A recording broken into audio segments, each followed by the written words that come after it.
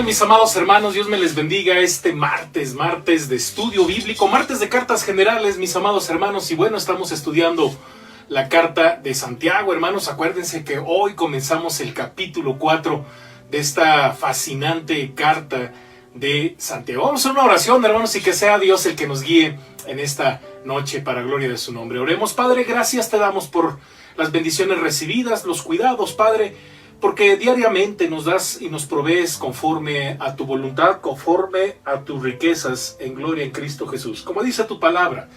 Pero también, Padre, nos provees tu palabra, nos provees el alimento espiritual, y queremos suplicarte, queremos pedirte que nos bendigas, que nos des la sabiduría que implica al exponernos a tu palabra. Que en todo tú seas glorificado, Padre, y que mi vida solo sea un instrumento de gracia en tus manos, en el nombre de Jesús. Amén. Amén, mis amados hermanos. Y bueno, pues vamos a comenzar, hermanos. Nada más para que tengamos un poquito de contexto.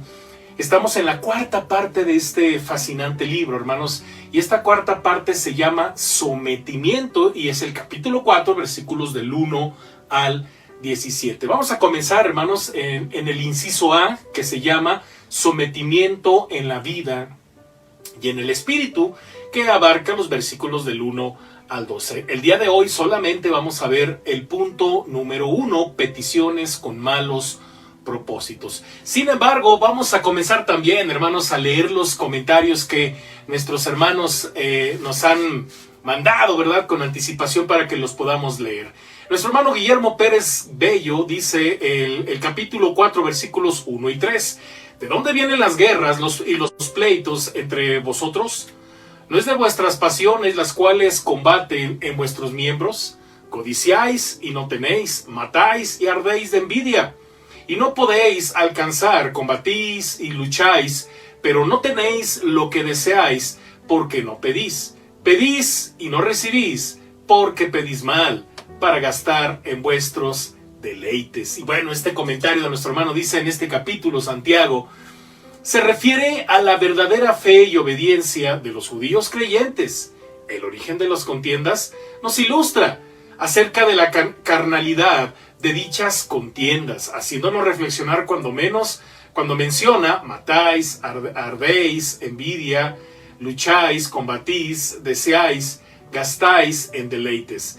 Es muy descriptivo en cuanto a la lucha que tenemos todos los cristianos día a día, ya que vivimos en un mundo carnal e inclusive cuando oramos pedimos de forma personal, cuando debiéramos alinear nuestras peticiones con Dios y siempre pedir que Él cumpla su voluntad en la tierra, ¿verdad? El hermano pone ahí la referencia bíblica sobre Mateo 6:10. Nuestra hermana Leticia Candia, ¿verdad? Versículo 4 dice, oh almas adúlteras, ¿no sabéis que la amistad del mundo es enemistad con Dios?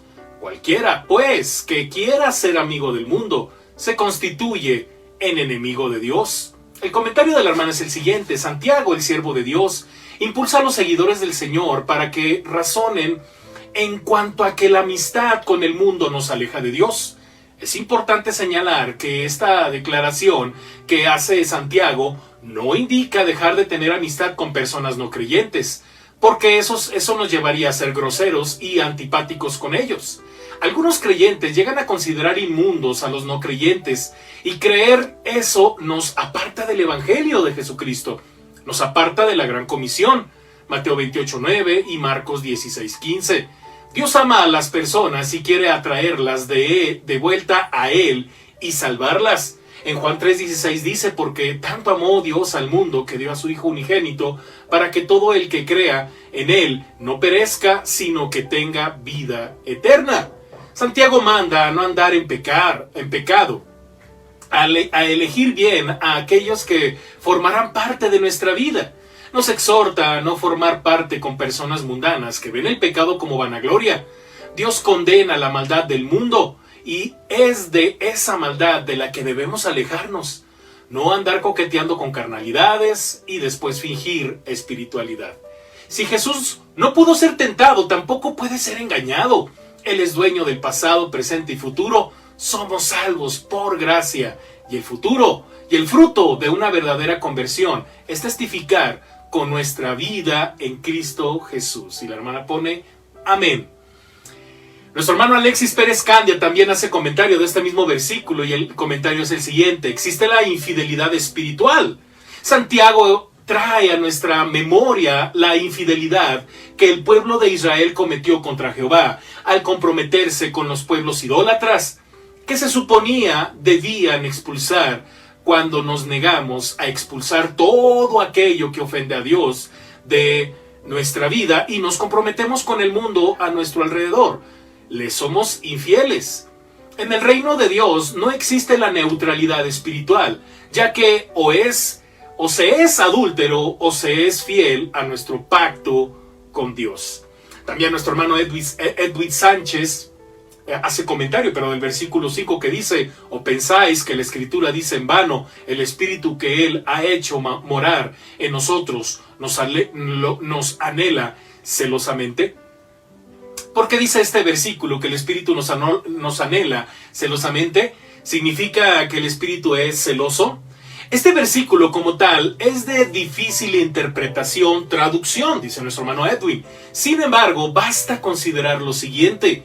Este texto recuerda o concuerda a la perfección con lo que dice Dios en Éxodo 25. Porque yo soy Jehová, el Dios fuerte, celoso. También cuando Moisés dice en Éxodo 34:14, porque no te has de inclinar a ningún otro Dios, pues Jehová, cuyo nombre es el celoso, Dios celoso es. Esto significa que por lo mucho que Dios nos ama, Él desea que le correspondamos de un modo tal y completo, no con tibieza ni con un corazón dividido. Nuestro Dios quiere que vivamos en este mundo actuando y obrando siempre de acuerdo a su voluntad para que seamos luz para los demás. Y bueno, viene la referencia bíblica de Mateo capítulo 5 versos del 14 al 16. Y bueno, hermanos, estos fueron los comentarios de nuestros hermanos, muy lindos hermanos, porque fielmente siempre están preparados con sus comentarios, hermano. Yo les sigo haciendo la invitación. Primero Dios, si Dios no lo permite, cuando comencemos el 5º capítulo de esta bonita carta, bueno, pues yo le hago una invitación para que usted también participe. Va a ser de gran bendición. Hermanos, vamos a comenzar con el estudio, con la reflexión de un servidor, hermanos. Y en esta cuarta parte, como le decía, sometimiento, hermanos. Es la cuarta parte de todo este capítulo, el tema del sometimiento. Inciso A, sometimiento en la vida y en el espíritu. Y punto número 1, peticiones con malos propósitos. Versículos 1 al 3. La relación entre la última parte, hermanos, del capítulo anterior y los primeros 3 versículos de este capítulo es clara. Si la amarga envidia, porque acuérdense que terminamos este capítulo sobre el tema de la amargura, de la amarga envidia. Bueno, si la amarga envidia y la ambición egoísta, fíjese bien, han llegado al corazón del hombre, según capítulo 3, versos del 14 al 16, si su principio conductor es esa sabiduría terrenal que es impía y demoníaca, versículo 15 del capítulo 3, y si se ha extraviado de Dios, entonces Él promueve perturbación y toda obra perversa, según el versículo 16 del capítulo 3. Cuando tal cosa sucede, hermanos, las luchas y las trifulcas, los pleitos, bueno, están a la orden del día. El versículo 1 dice de la siguiente manera: ¿de dónde vienen las guerras y los pleitos entre vosotros? ¿No es de vuestras pasiones las cuales combaten en vuestros miembros? Vamos a tratar de entender este versículo, un versículo muy interesante, hermanos, porque acuérdense que estamos hablando del sometimiento, ya hablamos de la sabiduría, ¿verdad? Hay una que es espiritual y hay una que es terrenal. Versículo 1, ya lo leímos. Bueno, tenemos la impresión, hermanos, de que la iglesia cristiana primitiva se caracterizaba por la paz y la armonía. Pensemos por un momento, hermanos, en el periodo inmediatamente posterior a Pentecostés. ¿Recuerda usted? Allá donde dice, y ninguno decía ser suyo propio nada de lo que poseía, sino que tenía todas las cosas en común. Hechos 4:32. Este retrato de la iglesia, sin embargo, se desvanece en el lapso de una década o un poco más tarde. Los destinatarios de la epístola de Santiago luchan, tienen riñas y están llenos de deseos egoístas que los empujan hacia el pecado tal como lo expresa el escritor en el primer versículo del capítulo 4. Una traducción por palabra por palabra del texto es la siguiente: ¿de dónde vienen las guerras y los pleitos entre vosotros? ¿No vienen de vuestras pasiones que combaten en vuestros miembros? Hacemos bien, hermanos, en interpretar este pasaje de modo figurado, en el sentido de luchas, conflictos y reyertas, o mejor dicho, ¿verdad?, pleitos. Muchos traductores, hermanos, evitan dar una versión literal del texto griego.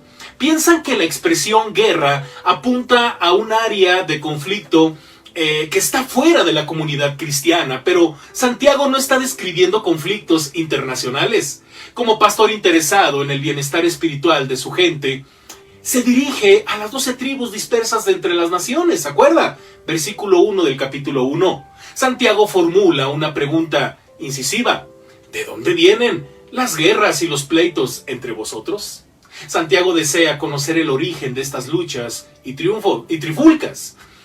De hecho, el uso del plural indica que las mismas no estaban limitadas a algún desacuerdo ocasional. Por lo tanto, él mira más allá de los síntomas en busca de la causa de estos conflictos. Santiago, hermanos, contesta su propia pregunta con una pregunta retórica que requiere una respuesta afirmativa.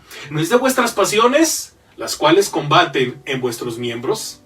El término deseos es la clave, es la palabra clave, es la palabra que significa que en su vida el hombre escoge placeres terrenales que van contra la voluntad manifiesta de Dios.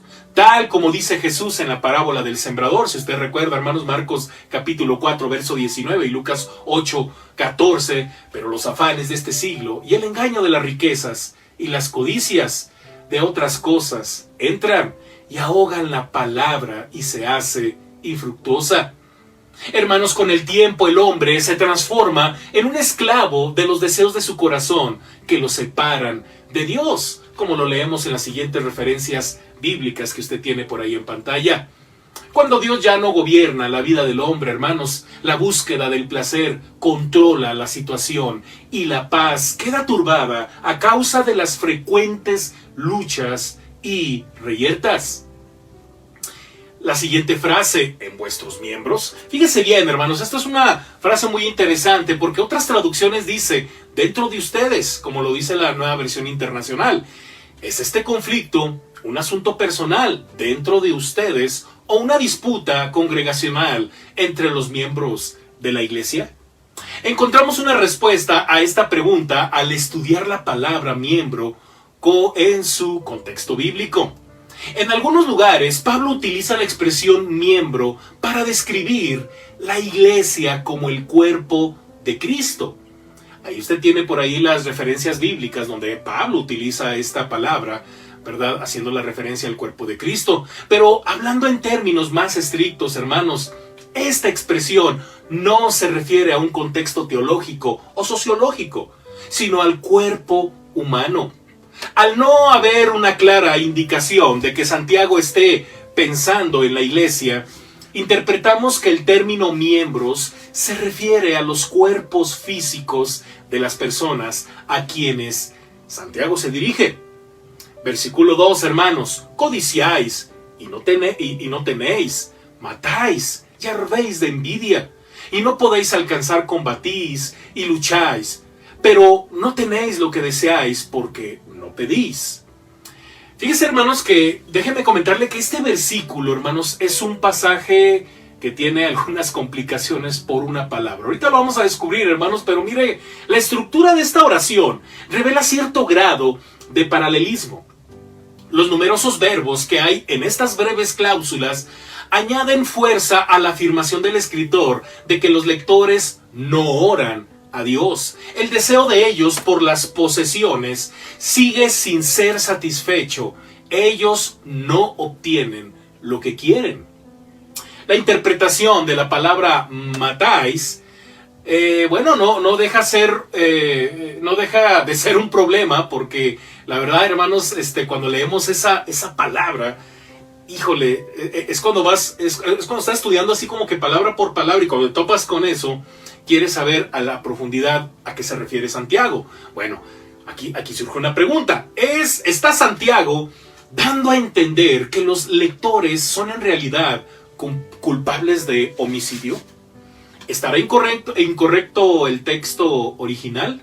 ¿Estará hablando Santiago el lenguaje figurado? ¿O es que la oración necesita una puntuación adecuada? Estas son algunas de las preguntas, hermanos, que confrontan a los intérpretes. Mire, inciso A, hipótesis. En el siglo XVI, hermanos, Erasmo de Rotterdam, filósofo, humanista, filólogo y teólogo holandés, sugirió un cambio de solo dos letras en el verbo griego que ahora traducimos como matáis. Con este cambio de redacción, este verbo podría traducirse envidiáis. Esta lectura equilibraría entonces el resto de la cláusula envidiáis y codiciáis. Esto parece mucho más razonable que la construcción algo ilógica, matáis y codiciáis. Desde el tiempo en que Erasmo formuló esta conjetura, se le ha sumado numerosos aliados, entre ellos Martín Lutero, William Dudley, Juan Calvino, Teodoro Beza, Joseph B. Mayer, Martín de Villius y varios personajes que usted tiene por ahí en pantalla. La dificultad, hermanos, que encuentra esta conjetura es su falta de apoyo en los manuscritos antiguos. No existe un solo documento, hermanos, que tenga esta lectura. Además, aquellos que favorecen tal conjetura pasan por alto una regla importante de la crítica contextual. Esto tiene que ver con la hermenéutica. Solamente, hermanos, cuando la palabra en cuestión no tiene ningún tipo de interpretación, es permisible efectuar una conjetura. Y lo cierto es que existen interpretaciones razonables del texto. Inciso B. Puntuación. Esto ya tiene que ver un poquito más con la gramática griega, hermanos. Miren que los antiguos manuscritos del texto griego carecen de signos de puntuación. De allí, hermanos, que sea tarea del traductor añadir estos signos en los lugares apropiados para que reflejen el significado que el escritor trata de transmitir. Algunos traductores colocan un punto después de la palabra matáis, buscando así recrear equilibrio y ritmo en esta secuencia de cláusulas breves. Usted ahí tiene en su bosquejo, hermanos, un ejemplo: envidiáis y no poseéis. Y luego viene la palabra matáis y un punto. Envidiáis y no podéis conseguir, combatís y hacéis la guerra, punto.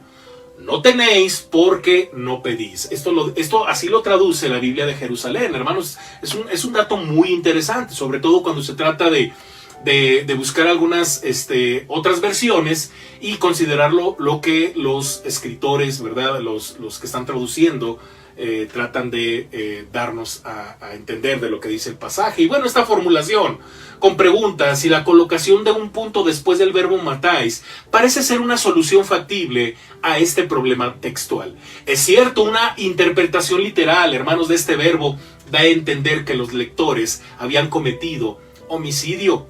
Si interpretamos, hermanos, el verbo figuradamente, sin embargo, evitamos la objeción de que el texto no sostiene una interpretación, ojo, literal, hermanos. Inciso C, metáfora. Otros intérpretes entienden el término matáis en el sentido de odiar, ¿sí? Acuérdense, hermanos, espero que conforme vayamos hablando de esto, nos estamos acordando de algunas cosas de las cuales Jesús hizo alusión. Se refiere a aquellos pasajes de la Escritura que equiparan el homicidio con la ira. Recordemos lo que Jesús dice en Mateo 5 del 21 al 22 y Primera de Juan capítulo 3 versículo 15. Usted en casita lo puede leer de manera muy calmada. El contexto general, hermanos, aporta abundantemente evidencia de que el verbo matáis debe entenderse de modo figurado y no literal. Del mismo modo, hermanos, que en versículo precedente, en el capítulo 4, versículo 1, por ejemplo, la expresión lucha es una expresión menos literal, más simbólica del sustantivo guerras. porque esa es su raíz, ¿verdad? O sea, por eso es un sustantivo, y es más, es más simbólica que literal esta palabra. Y bueno, teniendo en cuenta, hermanos, el contexto, aceptamos entonces el sentido figurado. Aún así, cualquiera sea la interpretación que adoptemos, hermanos, quedarán dificultades de un tipo u otro. Hay infinidad de comentarios respecto a este pasaje, hermanos, por si usted no lo sabía. Es complicado, lo fue en su tiempo a la hora de traducir del griego al latín, del latín a las demás versiones y del griego a otras versiones, hermanos. Entonces es muy interesante todos estos comentarios. Codiciáis y no tenéis, dice aquí entre comillas esta porción del pasaje. Cuando un hombre, hermanos, da rienda suelta a sus deseos, ya no obedece el mandamiento de no codiciaréis. Por eso, hermanos, yo lo he comentado muchas veces, que para violar cualquier mandamiento de los 10 mandamientos, primero tienes que violar el 10º. Entonces, pecas 2 veces. La codicia controla su vida y este poder maligno puede llevarlo al asesinato. Recordemos, hermanos, con lo que sucedió con Acab y la viña de Nabot. ¿Se acuerda, hermanos? Ahora que estamos con el reto príncipe, no hace mucho tiempo pasamos por estos pasajes de Primero de Reyes, capítulo 21. Acab quería la parcela de Nabot. Nabot le dice, no, ¿cómo te la voy a vender? Es mi heredad.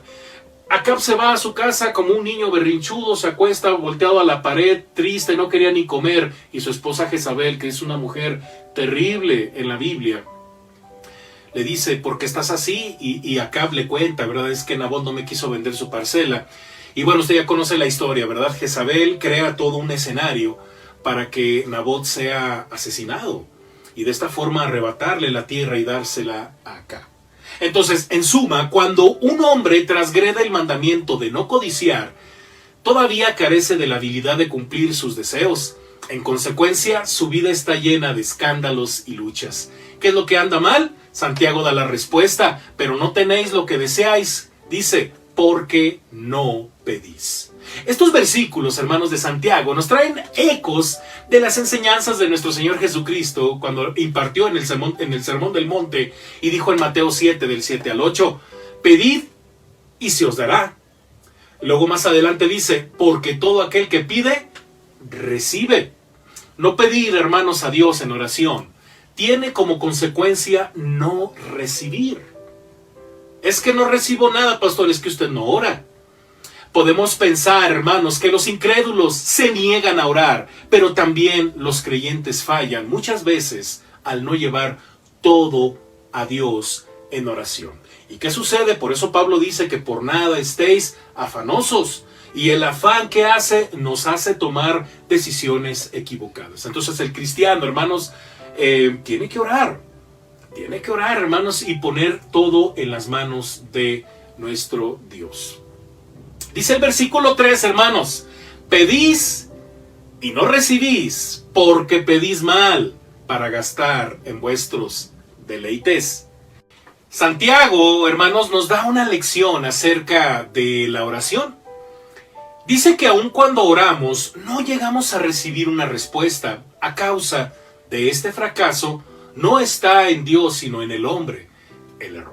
Bueno, cuando el creyente le pide a Jesús algo en su nombre, Jesús atenderá dicho pedido.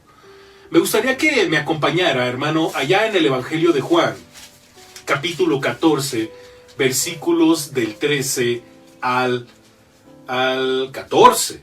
Dice la palabra de nuestro Dios. 14 del 13 al 14 dice, y todo lo que pidierais al Padre en mi nombre, lo haré para que el Padre sea glorificado en el Hijo. Si algo pidierais en mi nombre, yo lo haré. Aquí hay algo muy interesante, hermanos. El contexto en el que Jesús hace esta promesa, sin embargo, habla de fe en Jesús por un lado y de gloria a Dios el Padre por el otro. Es decir, cuando el creyente ora a Dios en nombre de Jesús, no solo debe creer que Dios le escuchará y contestará la oración, también debe preguntarse si su petición dará gloria al nombre de Dios. Si avanzara el reino de Dios y si estará en armonía con la voluntad de Dios. Muy bien. Mateo 6, del 9 al 10, hermano, usted puede hacer esa lectura ahí en casita. donde hacemos esta referencia. Bueno, si estos son los motivos del creyente cuando ora, Dios le prosperará concediéndole su petición. Hermanos, mucha gente ni siquiera se molesta en orar. Si lo hacen, llegan a Dios con propósitos equivocados. Carecen de fe. Dice el apóstol Pablo ahí en Romanos 14:23, todo lo que no viene de la fe es pecado. El escritor de Hebreos va directamente al grano, allá en Hebreos 11:6, pero sin fe es imposible agradar a Dios, porque es necesario que el que se acerca a Dios crea que le hay y que es galardonador de los que le buscan. ¿Cómo puede una persona estar seguro de tener fe en Dios si nunca ora a Dios? ¿Cómo puede esperar que Dios conteste sus oraciones si rehúsa escuchar la exhortación apostólica a orar sin cesar? Así es, primera carta a los Tesalonicenses 5:17. Dios se niega a escuchar a hombres que ansiosamente buscan placeres egoístas. La avaricia es idolatría y esto es una abominación ante los ojos de Dios. Dios no escucha las oraciones que vienen de un corazón lleno de propósitos egoístas. La codicia y el egoísmo son insultos a Dios. Hasta aquí vamos a terminar, hermanos, una tremenda reflexión, un tremendo estudio acerca de estos primeros 3 versículos. Hermanos, analicemos nuestros motivos cuando oramos. Analicemos cuando pedimos y pedimos mal. O preguntémonos por qué no llegan las cosas o qué está pasando. Analicémonos cómo andamos en los caminos del Señor, hermanos, porque todo eso va conectado con nuestras oraciones. Oremos, hermanos. Padre, gracias por este estudio, Padre, y sobre todo por esta reflexión que finalmente es inminente en nuestra experiencia de oración. Padre bendito, ayúdanos a mantener siempre intenciones santas, Padre, intenciones que vayan de acuerdo a tu voluntad, que como iglesia sigamos creciendo en santidad, en obediencia, en oración, y que podamos disfrutar, Padre, de constantemente recibir todas las bendiciones que tú has prometido darnos, Padre, cuando nos acercamos a ti en oración. En el nombre de Jesús, Padre bendito, gracias te damos por este estudio. Amén. Amén, hermanos, Dios me les bendiga y bueno, el día de mañana les espero a nuestra reunión de lo que creemos, hermanos, a las 7 de la noche. Vamos a comenzar la doctrina del bautismo cristiano, hermanos. Es un tema interesantísimo. Si usted quiere participar, búsqueme y le compartimos la liga y podemos seguir creciendo en la palabra de nuestro Dios. El jueves voy a predicar un sermón evangelístico, hermanos. Ore por un servidor. Y el día viernes, ¿verdad? Lo espero al punto de las 6 de la tarde por Facebook y repetición a las 8 de la noche en nuestro culto de oración unido, hermanos, de nuestra iglesia Príncipe de Paz. Hermanos, descansen, hermanos, Dios me les bendiga. No se deje de conectar a su grupo de oración, no deje de diezmar, no deje de ofrendar, no deje tampoco, hermanos, de participar en el reto Príncipe. Hermanos, sigamos creciendo en la palabra de nuestro Dios, hermanos. Un fuerte abrazo, hermanos, hasta la próxima, bye.